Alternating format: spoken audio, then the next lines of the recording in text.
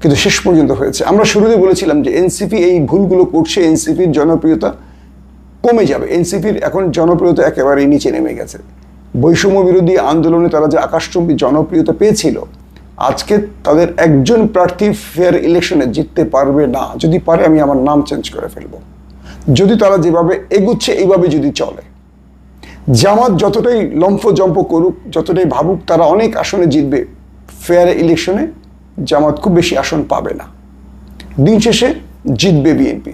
কিন্তু একটা ভয় আছে, সেই ভয়টা হলো বিএনপি কাদের প্রার্থী করবে? তারা সুশাসনের দিকে হাঁটবে?